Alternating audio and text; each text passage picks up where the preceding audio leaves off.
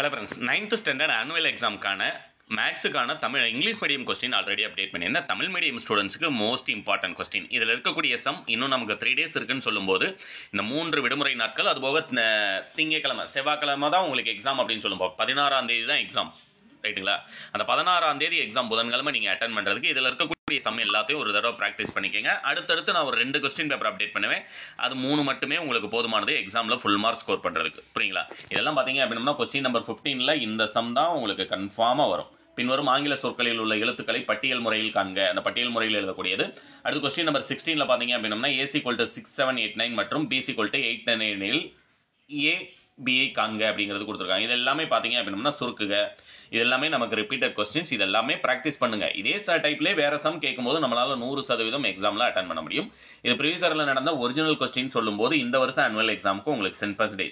அதுமாதிரி 5 mark question அப்படின்னா 5 mark கொஸ்டினில் ஃபர்ஸ்ட் ஸ்டார்டிங்கே முதல் கேள்வியே 5 மார்க் கொஸ்டினில் உங்களுக்கு வென் டயக்ராம் தான் கொடுக்க போகிறாங்க. அதுலேயும் எது இம்பார்ட்டன்ட் அப்படிங்கிறத நான் சொல்லிடுறேன். இப்போ 23, 25 இதெல்லாம் பார்த்தீங்க அப்படின்னா ஒரு தடவை ப்ராக்டிஸ் பண்ணிக்கோங்க. அதுமாதிரி கொஸ்டின் நம்பர் 26ல் இருக்கக்கூடிய ஒரு கனசதுரத்தின் மொத்த பரப்பளவு 2400 சென்டிமீட்டர் ஸ்கொயர்டு எனில் அதன் பக்கப்பரப்பை காண்க, அது ஒன்று.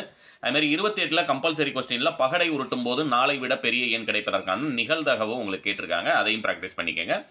அதுமாதிரி 29 5 மார்க்கில் ஃபஸ்ட்டே பார்த்தீங்களா வென் டயக்ராம் தான் உங்களுக்கு 100%. கொஸ்டின் நம்பர் 29ல் வென் டயக்ராம். அதுமாதிரி எத்தனை நம்பர் வரைக்கும் 29 அட்டன் பண்ணோம்னா வென் டயக்ராமில் என்னென்ன படிக்கணும், 31 அட்டன் பண்ணணும் அப்படின்னம்னா விகிதமுறா எண்களை ஏறுவரிசையில் எழுதுதலில் எந்தெந்த சம் பார்த்துருக்கணும், அதுமாதிரி 34 காரணிப்படுத்துகளை நம்ம எந்தெந்த சம் பார்த்துருக்கணும் அப்படிங்கிறது உங்களுக்கு சாப்டரில் இருக்கக்கூடிய எக்ஸசைஸ் எக்ஸாம்பிள் இம்பார்ட்டன்ட் எல்லாமே நம்மளுடைய சேனலில் அப்டேட் பண்ணிடுவேன். சேனலை சப்ஸ்கிரைப் பண்ணியிருந்தீங்க அப்படின்னா அந்த வீடியோ மிஸ் பண்ணாமல் பார்க்கலாம். இது அப்படியே ஜஸ்ட் ஒரு ஸ்க்ரீன்ஷாட் எடுத்து எழுதினாலும் சரி, டிஸ்கிரிப்ஷனில் லிங்க் இருக்குது, நீங்கள் டவுன்லோட் பண்ணாலும் சரி, புரியுங்களா? 100% நாளை மறுநாள் நடக்கக்கூடிய எக்ஸாமுக்கும் உங்களுக்கு யூஸ்ஃபுல்லாக இருக்கக்கூடியது. அதேமாதிரி உங்களுக்கு 8 மார்க் கொஸ்டினை பொறுத்த வரைக்கும் இது 4 மோஸ்ட் இம்பார்ட்டன்ட். ஒரு தடவை நல்லா ப்ராக்டிஸ் பண்ணிக்கோங்க. 43ல் இருக்கக்கூடிய ஏ டைப் பி டைப் ரெண்டுமே 2 டைப்.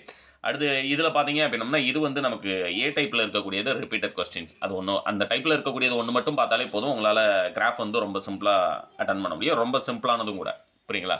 இது டவுன்லோட் லிங்க் டிஸ்கிரிப்ஷனில் இருக்குது, டவுன்லோட் பண்ணுங்கள். அடுத்தடுத்து நான் அப்டேட் பண்ணக்கூடிய வீடியோஸ் மிஸ் பண்ணாமல் பார்க்குறதுக்கு நம்முடைய சேனலை மறக்காமல் சப்ஸ்கிரைப் பண்ணிடுங்க. தேங்க்யூ.